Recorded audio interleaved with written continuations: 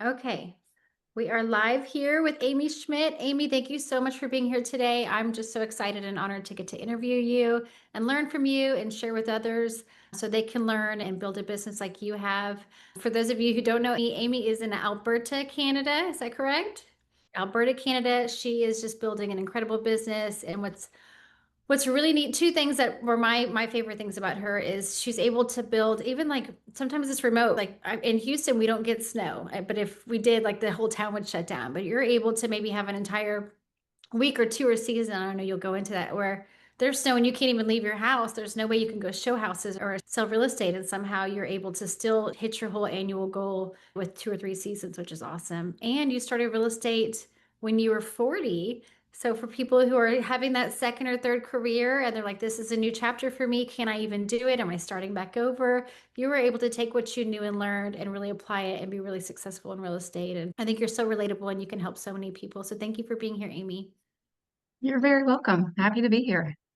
Thank you. Okay, so let's go into the story for people who don't know you of Amy Schmidt. Who were you before the success? What did life look like before real estate? Because you had a whole life before you started this wild adventure. Tell me more about that. Yeah, I used to work in education. I worked with students in mostly, I guess the last couple of years that I was doing that, I worked with fifth graders who still didn't know how to read. They had slipped through the cracks and I was teaching them how to read and doing just basically being a big part of the literacy team at the school. And I've always had a bit of a passion for real estate. My husband and I move around a lot. He likes to renovate. We'll buy a house, live in it for a few years, and we have it looking pretty. We'll sell it and move on. And we were obviously at that time using other real estate agents. We had some great experiences and then we had some not so great experiences. And we thought, you know what, one of us should really get into real estate because A, we would save a lot of money, and B, we would just avoid the gong show that we've experienced with some of these agents who we felt just weren't doing the job that we had expected. So I think it probably we went back and forth for 2 years. I insisted my husband should be the one that become the realtor. And he's like, no, you're better people. You should do this, Amy. And I was like, I don't know. I don't want to give up my stable job. And he didn't want to give up his good paying pipeline job. So I was like, all right, fine, I'll bite the bullet. I have summers off. I'll start the course and see what I can do. So I don't know how it works in the US, but in Canada, you can take your course online kind of at your own pace. You have, I think at the time I started in 2017 with the course and you had 18 months to finish it. So I started in August that summer, just before my kids went back to school.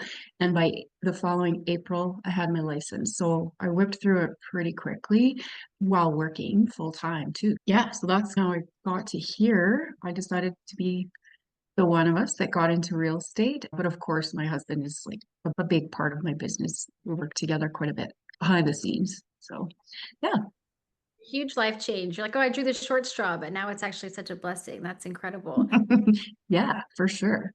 I had a similar story. I feel like a lot of investors get into the real estate world for themselves. You start and you're like, okay, I'm just going to save for here, it's like 3%. And then maybe I'll save some on the back or I can find my own deals. And it's really just for your own personal inventory. At what point did you start working with other people? Or were you like, oh, I don't really want to work with the general public? How did that transition? I've always been quite a people person. Even before I was in education, I worked in tourism. So I love meeting new people and helping them. And that side of things didn't bother me at all. However, my very first listing was my own house. And that wasn't the plan. I got into this to be the agent for others that I felt I didn't have, if that makes sense. The last few purchases we did, we just felt like the service wasn't at the level that we expected, and maybe we had high expectations. But yeah, so got my license, and up to that point, I was spreading the word to all my friends and family and people I knew through my kids' sports and everything. Hey, I'm going to be a real estate agent in 2 months. If you're thinking about buying or selling, hold off here. Wait for me. Yeah, that part didn't bother me at all. I was keen to help others and share my knowledge through both first experience and what I learned being around other realtors and taking the course, getting licensed, that kind of thing. Yeah, that didn't bother me at all. Hey, Amy, it's Laura. So I'm just curious, when did you know that you could make the transition from your old job to real estate? Because I did the exact same thing as you, and I had a 2-year period. So I'm curious to hear, like, how you did the ramp up and decide when did you have the moment? Because I know most people have one that you were like, okay, I can quit my regular job. Yeah, that's a really good question. I remember the day that I decided I was going to give up my job. I wasn't my my paycheck in education wasn't great. I made less than $30,000 a year Canadian, and I can sell 3 or 4 houses and make that in a month. That was always in the back of my mind. And I thought, you know what, I can just do it. I just need to sell a few houses every month and I'll be fine. But then also in the back of my mind was, but what if you don't? I had a good medical plan that covered my whole family. It was really hard to make that decision. You're so right. So I was licensed in April of 2018, and school lets out in June here. So I had the first 2 months, I wasn't very busy. Sold my own house that summer and picked up a few leads, did a couple of deals.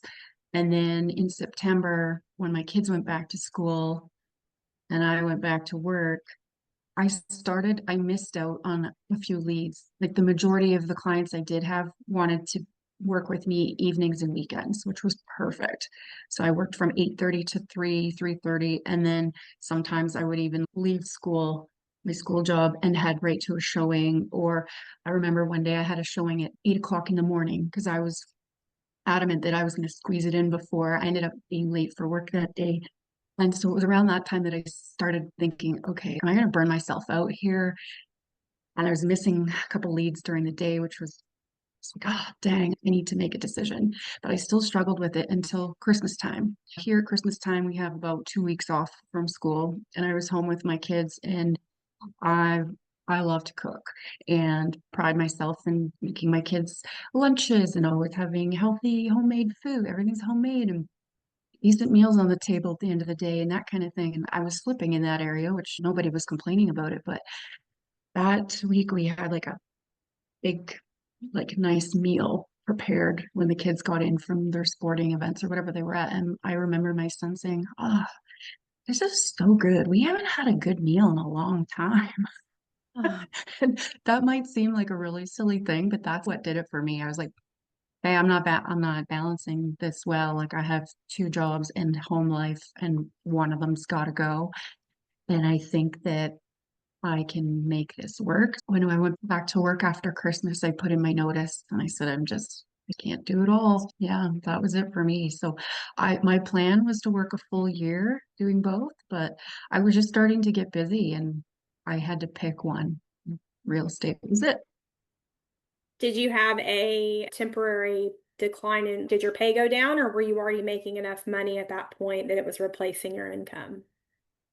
I think the first month was a little rough. We're big savers, and my husband was very encouraging, telling me like, just quit your job, just do this, we'll be fine, which was nice.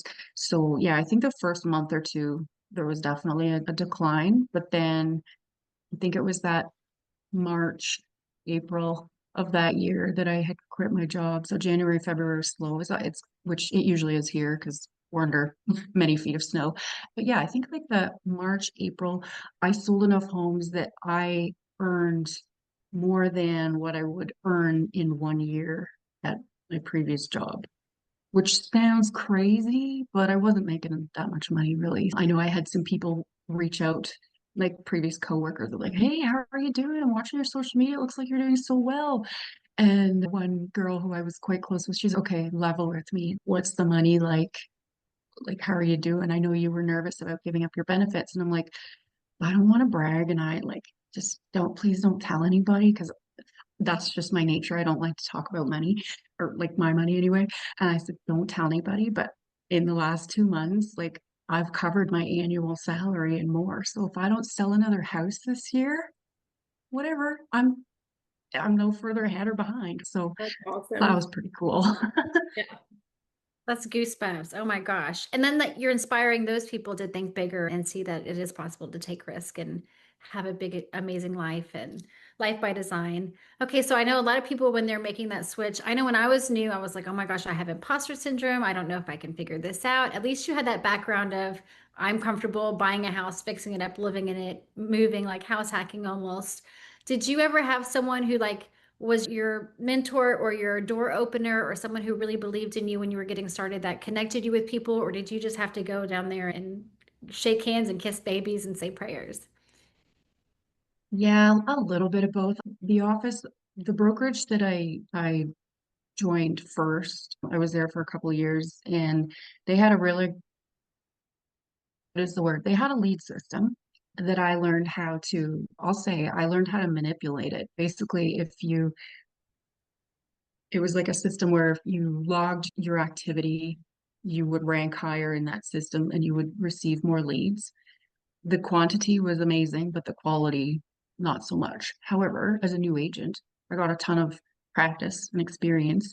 And so my broker there was fantastic. I remember sitting down a couple goal setting sessions with him, and I was like, I think closer to the fall. And he said, I think our cutoff date for like awards with that brokerage was November or 1st or 15th, whatever. It was sometime in November. And we were sitting down end of summer, and he said, Amy, what are your goals? How many more homes do you think you can sell? And I'm like, I don't know. And it's funny because my first year there, I didn't even know awards in real estate was a thing. Like that, I had no idea. So the first year I got, I don't know, just some like basically a participation award because I didn't sell that many homes, but for my first year, I guess it was okay. But anyway, we were talking goals about year two. And he said, by the end of this year, what's your goal? I said, I want to get one of those nice awards that the other agents got last year. What are the levels? What do I need to do? And so anyway, he explained the levels, and I'm like, okay, let's aim for the first one. And he's like, I think you can get to the second one, Amy. I really think you can do it. And so he was super encouraging and just a super nice guy.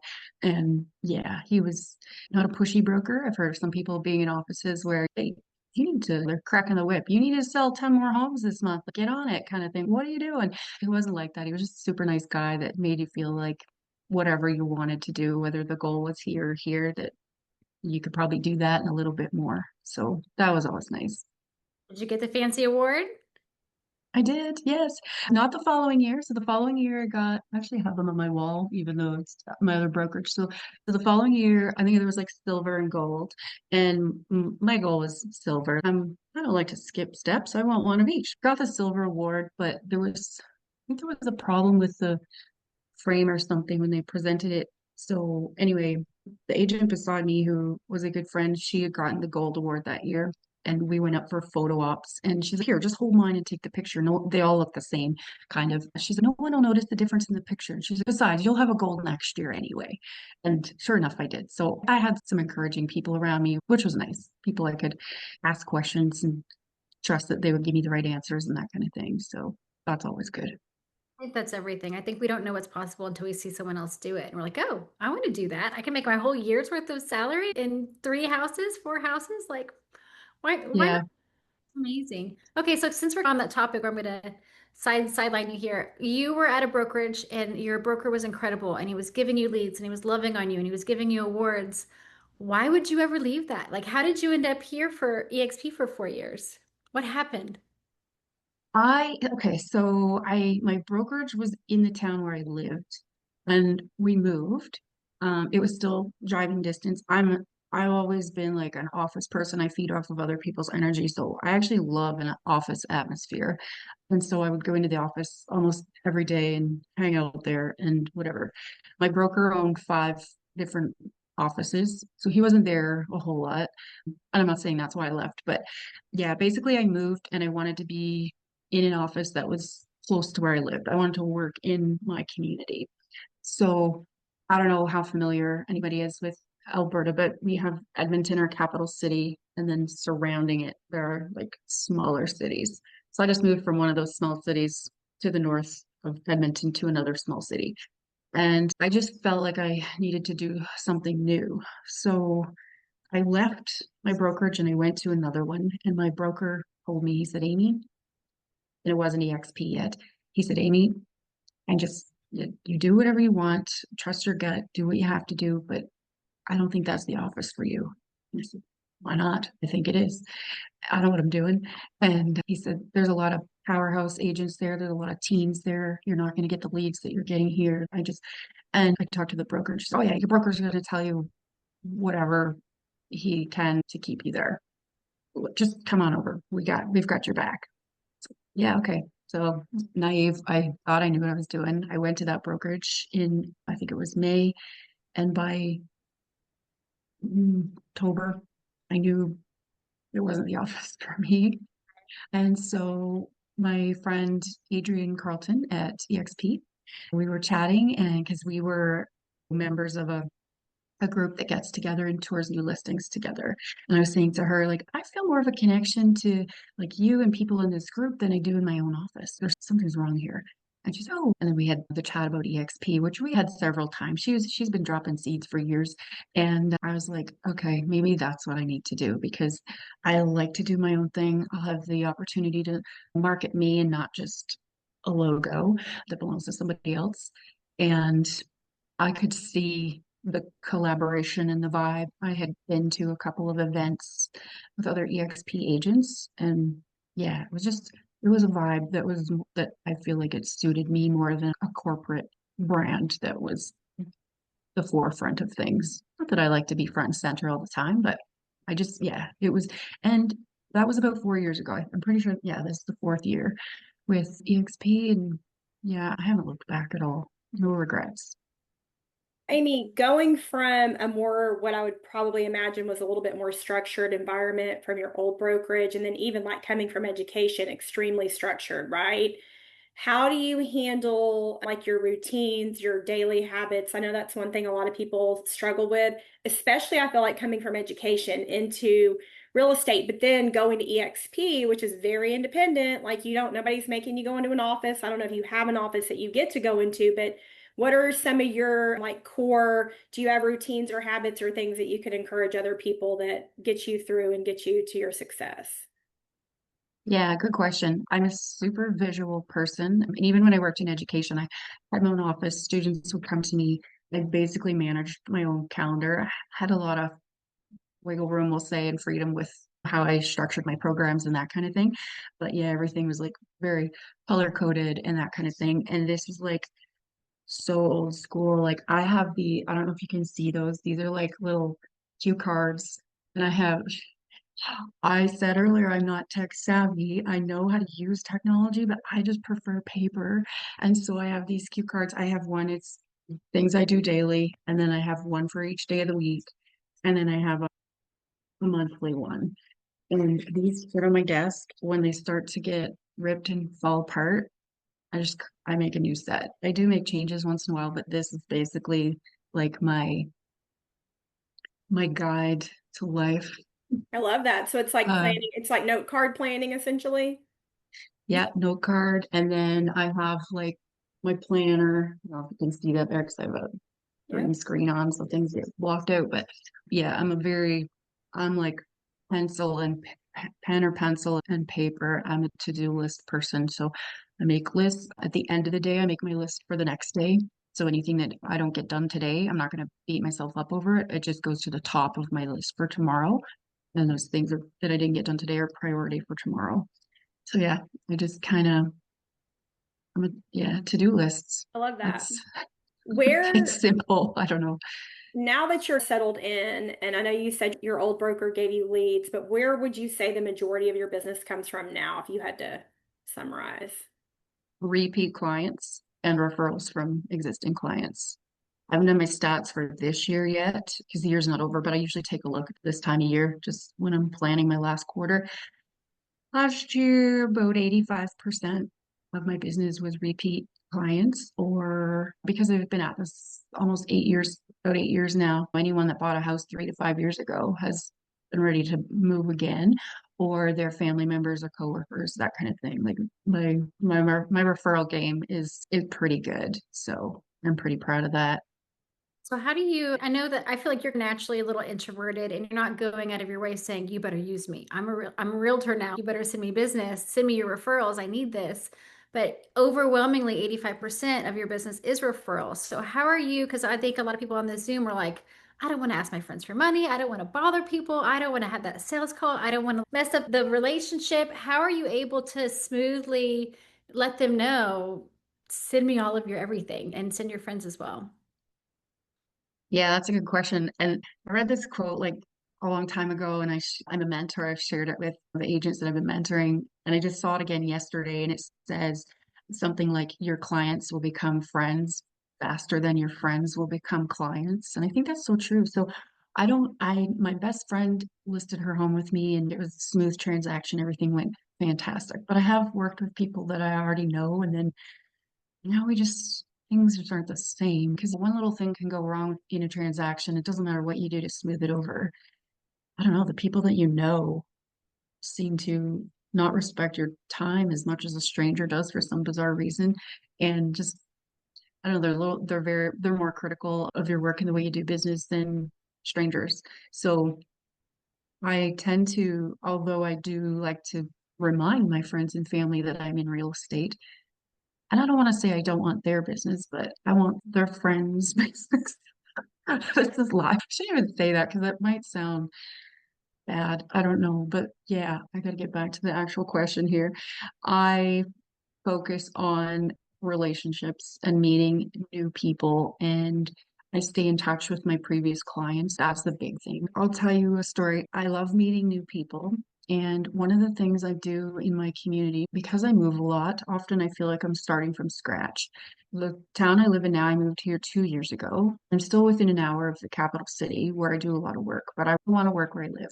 It was summertime, so we went to a bunch of garage sales. Did I need to buy anything? No.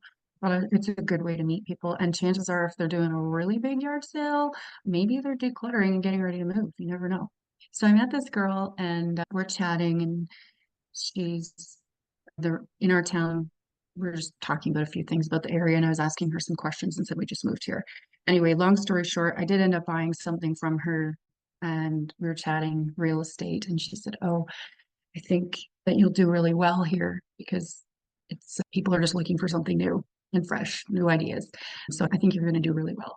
Anyway, we stayed in touch, and I always joke that 50-cent strainer that I bought to put in my travel trailer turned into thousands of dollars because this year I didn't go there to she's a hairdresser, go there to get my hair done. We're involved in some community things together, got to know her, that kind of thing. This year I listed her home. I sold it for about $80,000 higher than any other agent in town thought it would even sell for. Sold them a beautiful acreage property.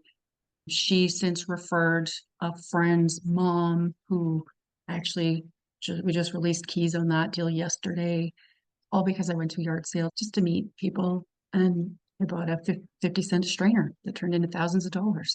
So I think just like getting out there and doing maybe not the traditional things. I do door knocking and send some flyers out. I try to stay relevant on social media, that kind of thing. But I think just getting out there and meeting people and getting to know them, and if you're likable, they're going to get to a point where they even trust you, and then it just grows from there. So that's my secret.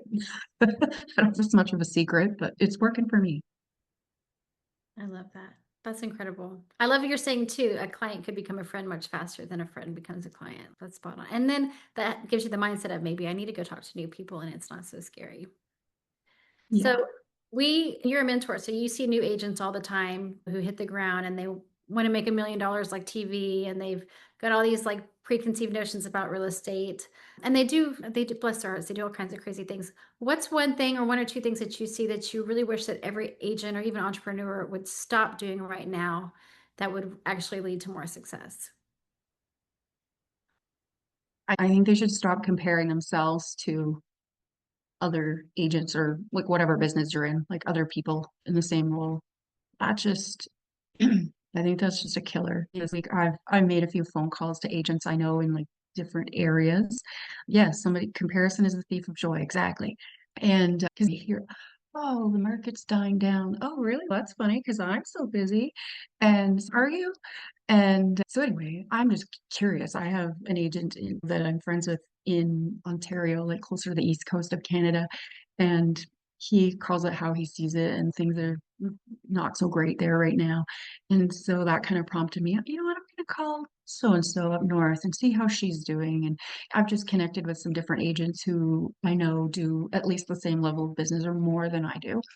And I'm like, hey, just you and I talking, like, give me the real story, like what's going on in your market right now. And that's when you hear like the real stories. If it's in a group chat or on social media, everybody's busy. Everybody looks busy. So you need to stop comparing yourself to those people and just focus. I tell the agents that I mentor, I'm like, you are your own competition. So yesterday, if you only made 2 calls today, you need to make 4. If you sold 1 house last month, this month, maybe you want to sell 2. Like just keep your goals realistic so that you're not beating yourself up when you don't get there. And if you do get there or go beyond it, then you have a reason to celebrate. Never mind how many houses Brian's selling or Bob's selling or how many they're saying they're selling. And I think we all are a little bit of guilty of maybe, like, I know if let's say I wrote a deal today and the offer is accepted. I'm going to do a social media post. Woohoo, offer accepted. We looked at 20 houses and finally we found the one. And then in 2 weeks when they waive conditions, sold. And then on key day, so people who don't know real estate and they're watching, my mom will call, she'll be like, I saw you sold 3 houses. And I'm like, no, mom, that was just one. Like I was just bragging at every stage of the game. Oh, okay, that's good anyway. And even yesterday, my mom called and I had 2 key releases yesterday. And she's like, oh, so you sold 2 homes today. I'm like, yeah. And next week, she'll see a post online or she'll see a post today about yesterday and think that it was yesterday because that's or think it's a separate deal. That's just my mom, but that's how like the general public also perceive our social media. They're looking and just, oh wow, she's so successful. She's got 5 things going on, and it might all be pertaining to 2 deals. So I caution the people I'm mentoring, don't even look at that. If you want to follow other realtors for inspiration or ideas or whatever, don't follow the locals. Pick people around the world. We have counterparts in Texas who have great ideas. Follow them, or pick somebody in another province and follow them and use it for inspiration and ideas and maybe some collaboration, but not for comparison. So I think that's just the big thing. People are like beating themselves up to trying to keep up with the Joneses, and there's no need. Well, success is different for everybody too. So that's in this business, I'm always mesmerized by one agent might want to sell 10 houses a year and another agent, they need to sell 100 to feel good. So it's so personal. Yeah. So what for personal development, and I'm gonna ask Amanda's book question, so maybe she doesn't sound like she's always the book geek. What do you read, listen to, or watch that I like to give people those outs because I don't read a ton of books. So I'm like, I watch things, podcasts. So what do you find yourself doing to personal develop or to be a better realtor for your clients? What is your go-to for those things? I'll tell you what I don't watch, and that's the news. We don't even have TV. We have YouTube and stuff like that, but I generally don't even watch TV. I have a couple shows that I will download and watch for fun, like just to turn my brain off. Landman season 2 is coming out in November. I'm excited about that. It's filmed in Texas, I hear.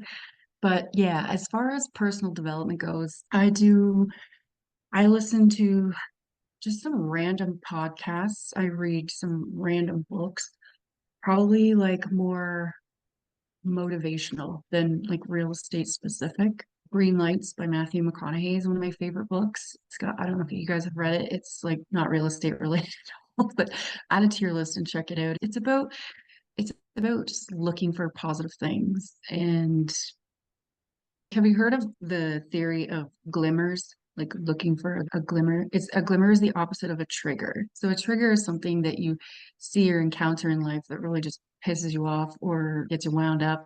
A glimmer is, and we tend to, if you have a few triggers, like the rest of your day is just going to go not so good because you've got that in your head and you're just looking for all the bad. A glimmer is the opposite. It's something that inspires you, makes you feel happy, and we should be looking for those instead of those. So the book Green Lights is like that. When you're driving, you hit a red light. Damn it, like I'm gonna be late and blah blah blah. Maybe you hit your brakes too hard and you spill your coffee or tea, and it's just could be ruining your day, really. Whereas if we look for the green lights, not just in traffic, but in light, it's that same theory. So just all like positivity and that kind of thing. So I like that.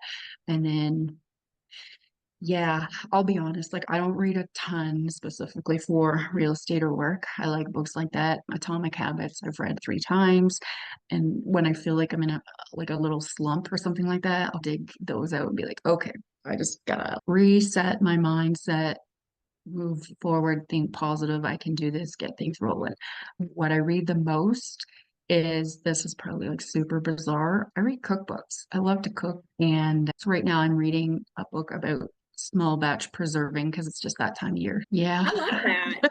So Jeff, Yeah. like last week, Jeff, he does a lot of nonfiction. So I think it's the same thing. It's what that makes you balanced. That doesn't make you deficient. There's room for everything, and we don't all have to be consumed with our business life 100% of the time. And I think that's super healthy. And that's really something that probably a lot of people need to hear. So that's great. I want to go back to the glimmer. I don't know about you, Amanda, but that's one of the best nuggets I've heard in a long time. It's find the glimmer, not the trigger. And I think that's the whole gratitude principle. And then almost like what came to my mind was train your scanner differently. So scan for the good, not the bad, which is to me, that's huge. That's like for me, that's a huge takeaway. So I love that. Do that in the mornings. Awesome. We say something amazing is going to happen to us today. And we say that for the girls, something amazing is going to happen for you today. And then all day you're like looking for that amazing thing that it could be something so small, but you're like, oh, I found it, rather than being cranky or I'm late or whatever. But I love that the train your brain for the glimmers. We also do rose and thorn. So even if it's something bad that happened, it was just a thorn that's part of something beautiful. Nice. I like that. Okay, so all of these realtors are on here to learn how to be Amy's when they grow up and sell houses. And I don't even know how you do all that production in 2 or 3 seasons because you're stuck under the snow bunnies for so long. What are 2 or 3 actionable steps that these realtors could take and implement in their business this week that would lead to being able to sell more houses if they're new, if they're starting a new chapter, if they're a new career, new location, because you just pop up into a new city and you build a business over and over. Give them 2 or 3 nuggets that they can walk away with and really implement. Sure. I don't think these are going to be mind blowing. It's probably stuff you've all heard before. And number one is follow up. And I don't mean you sold someone a house 2 years ago, so you call and flat out ask if they're ready to move again. Follow up. I use Bold Trail for my CRM, but I don't use a lot of the automated, I don't use it to its fullest extent. I feel like I should, and all the time I'm like, okay, next week when things die down, I'm gonna get better at that. I'm like so old fashioned as with my paper and my notebooks. I call people or I text them or I message them on Facebook throughout the year. Someone had a surgery, someone had a birthday, whatever. It's very random what I do. And there are top producers out there that would just cringe if they saw how, how I keep track of this, like little tally marks in my notebook and stuff like that. I'm just very old school. So it doesn't matter how you do it, but it's follow up and not to talk about business.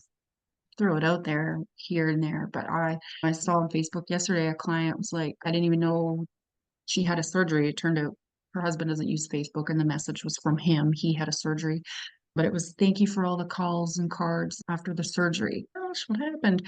So anyway, I reach out and I'm like, hey, I saw you had a surgery, and she's, oh no, that was my husband, and whatever. And so we had a good chat about that. We didn't talk about real estate at all. I just wanted to know how they were doing and that kind of thing. If you want to use like the automated birthdays and anniversaries and all that stuff, I think, it's no different. It's not my style. It's more personal. So I think regardless of what system you use or how you do it, reaching out, following up, but not always making it about real estate because it's the personal. And I think that's how it gets like all this repeat business and whatever. People are like, oh, calling me, she's so nice. And oh, she dropped off this for the kids because it was back to school and she brought us a pumpkin for Halloween and whatever. And one thing I'm terrible at follow up, like keeping in touch with clients is Christmas cards. And I don't know what it is in Canada, but it almost seems like the last few years, right before the holidays, they're doing it early this year. Our postal service goes on strike. I've had that excuse a couple years, which is good. That forced me to make a lot of phone calls and things like that. But they're on strike now, so we'll see if they come back to work and I get Christmas cards out this year. But I even send them out late in January with a note in them on purpose. and I say, hey, the holidays flew by before I got my cards out. Sorry it's late, but just wanted you to know I was thinking about you over the holidays. A perk of that, and the first year I did this, it happened by accident. I didn't get my act together. I had a stack of cards on my desk.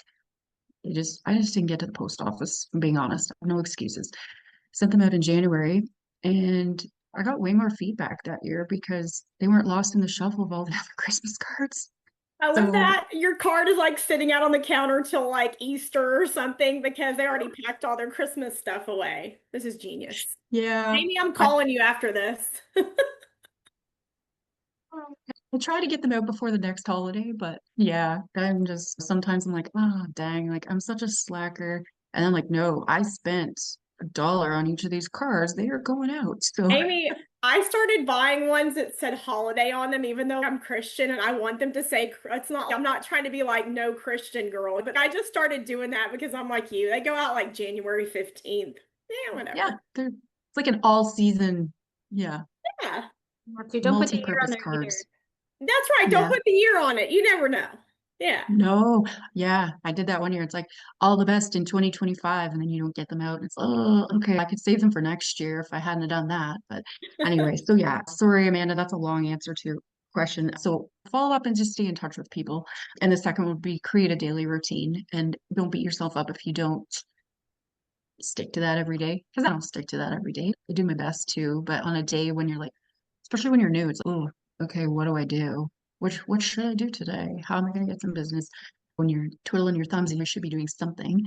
So yeah, I just look at my cue cards. Oh, what's on for today? But my calendar is the priority. So this call and I have a key release later this morning and another call this afternoon. So I'll be fitting my regular stuff in between those or bumping it to the next day. But I think just establishing a routine, even if it's 2 or 3 things a day that you do, and even if you haven't given up your day job and made the big leap into doing real estate full time, if you just do 1 or 2 things a day, just to build that routine. And then I think for everybody, like your day is going to be different, of course. You might find, I know one girl, her goal is to get, I don't know, 10,000 steps in a day or something like that. And she incorporates her door knocking and dropping off flyers into that. It's like 2 birds with one stone. She's getting her steps in and she's doing some advertising. Yeah, different for everybody. So I think just don't compare yourself to the other agents.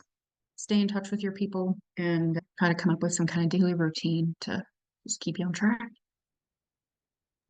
That is awesome. Okay, does anyone have questions for Amy? If you are a new agent, if you just moved to a new location, if you just started your career, this is your second or third career, you're starting when you're 40 plus, which I think is just so awesome and inspiring. Feel free to ask her anything while we have her. Ooh, Don't be shy. She's really nice. Way nicer than most realtors, just saying. I have a question. mind. This is Tanya. Sorry, Hi. I'm not on video today. I came on late, so I'm not sure if you asked this. How do you manage stress the best? What is your secret to managing stress? That is a great question. For me, just like turning everything off and getting outside for a break. I honestly, like the last 2 weeks have been super stressful for me, just some work related stuff, some personal stuff. So I never turn my phone off, but take my phone. I have a golden retriever that loves when I'm stressed out because we go for twice as many walks and runs as we do. Yeah, I think you just gotta find that thing. For some people, it's hitting the treadmill or just reading something that's non-related to your work. Maybe it's a hobby, sport. I play pickleball. I haven't made enough time for that lately. I'd like to get back into that. But I find just finding something that is totally separate from real estate, even if my stress isn't real estate related, I think just turning everything off and getting outside. So for me, it's like surrounding myself in nature. The city I live in has amazing green space and trails and stuff like that. So just getting away from my desk, get some exercise and fresh air, soaking up some sun. It seems like such a simple thing, but for me, that works. I think for everybody, it's different. But I think just having a hobby and like creating as much balance as you can. I'm a workaholic. All I do is real estate. I love to travel. This year I took some time off and traveled to the East Coast to visit my folks for a few weeks, and that was fun, but it's hard to just turn everything off, right? Yeah, just you gotta find a hobby or something that you can just drop and go do. I, for me, that works. I'm getting lots of exercise this week because I've been super stressed. So I just, yeah, bike ride or walk. I hate running. I wish I liked running. It looks like a good stress reliever. Don't think. It'll hurt your body. Yeah. You seem very mellow and put together though. Like you don't seem frazzled like most realtors. No, I'm pretty laid back by nature. And it's funny because my family actually get annoyed with me because I'm like, it could always be worse. Doesn't matter what's going on. The house could be falling down around us. And I'm like, it could be worse. At least the roof's still up there. The windows are all blown out, but that's okay. Not that's ever happened here, but just as an over exaggerated example. But yeah, all the time. And they're just like, oh, stop. Or we're driving. My husband's an aggressive driver and gets stressed out in like high traffic and stuff like that. Doesn't bother me. I'm just like, oh, well, I'm gonna be late, whatever. Just call ahead or just you never know. There's some crazy driver on the road flying past you, and my husband will be like, "Oh, what a jerk! I can't believe he's driving like that." I'm like, maybe he's late for dinner or an important event, or maybe his wife's in the passenger seat giving birth. I just come up with all these crazy ideas of what might be going on in that person's life right now that is making them act like that, and it annoys the heck out of my husband and my family. They're just like, "You just stop." There's a possibility that guy is just a jerk driver. I'm like, yeah, maybe. Yeah, I'm pretty laid back. Things can always be worse no matter how bad they get. And what do you do? You're looking for that glimmer. I love it. Okay, here's a question for you, Amy. Okay. Yes, thank you, Amy, for all the insight, all the good stuff and the tips and all. Just wondering, how do you set boundaries? Well, Yeah, that's, keep the doors closed so you can focus, hone in. I get a lot of interruptions, and I consistently am working on that. yeah, that's an ongoing challenge, isn't it? So, yeah, I get distracted. I don't know. For those of you who have kids, have you ever read the book, If You Give a Mouse a Cookie? Yeah. Give a mouse a cookie, then they want a glass of milk, and then they want this. I'm that mouse. And so I could be in the middle of work and think, and because I work from home, that's the killer. My kids are older and moved out. So it's my husband and my dog that are my big distractions and my sweet tooth. So I'm working and I'm going to be like, oh, okay, I'm going to watch this 1 hour interview or listen to this podcast. I should probably have a snack while I'm doing that. So I go to the kitchen and I make myself a snack, and then it's, oh, something spilled in the fridge. Maybe I'll just I won't clean the whole fridge. I'm just going to clean the shelf right now. And then I clean that, and then I take the cloth and put it in the laundry. And I'm like, oh gosh, I should throw a little laundry in because by the time my podcast is over, the laundry will be done. I could put it in the dryer, and then maybe I'll walk the dog after that. But then the dog is looking at me with her puppy eyes. I'm like, okay, let's go out and play ball, but only for 2 minutes because I got to tune into this podcast. And anyway, you know how it goes. So what do I do about that is like right now I have my office door shut and I told my husband, I'm on a very important call this morning, so I'm going to shut my door. Do not come in. And he generally respects that. If I leave my door open, however, like I don't get a lot of work done. He'll just pop in with a question and then I'll be like, I don't know, I'll Google that. And then we get off on a tangent. So setting boundaries is hard. It's something that's like a challenge that I deal with every day. When I first started in the business and my kids were younger, I almost found it easier because I would structure my day differently. Okay, you guys are doing homework right now. I'm going to be doing this, that kind of thing. Like we each kind of had our time and our place, but now we're empty nesters, which I absolutely love. But yeah, it's hard. As far as respecting my workspace and my time, I just have to be clear and say, okay, I have a couple calls I need to make. I need you to just leave me alone. And my husband respects that, so it's usually pretty good. Is that what you meant? Like time boundaries? Okay. Yes, indeed. Kind of Exactly that. Family, dog, other distractions, other business. So you just think because you work from home that once they come in, that the home changes into a social circle. And I'm like, I'm still on the clock, I'm still working, but there's no yeah. wall to divide, but it's open space. So Oh, you have to yeah. like do like an invisible wall and say, do not come into this space. Or if I'm on a call like you are now, like that they'll accidentally walk behind me, like I'm on a call. But anyway, no, thank you for letting us know that you too struggle with that and you still are succeeding. So there's no excuse.